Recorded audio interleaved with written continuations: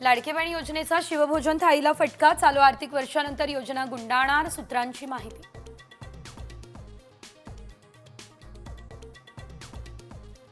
दूषित पाणी हेच जीबीएस वाढीचं कारण। राष्ट्रीय विषाणू संस्थेच्या अहवालातून ही बाब समोर।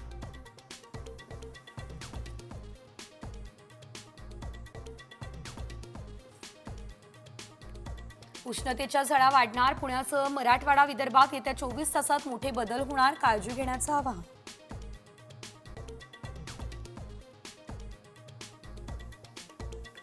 बनावट आदेशाद्वारे शिक्षकांच्या वेतनवाढीचा घोटाळा। 50 शिक्षकांना 17 लाखांना फसवलं, पोलिसांकडून दलालाला बेड्या।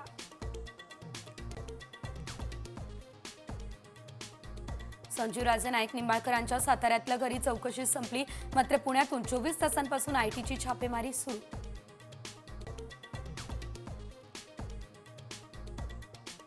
वाल्मिक कराडचा व्हिडिओ पाहतो म्हणून तरुणाला बेदम मारहाण। धारोर पोलीस ठाण्यामध्ये गुन्हा दाखल।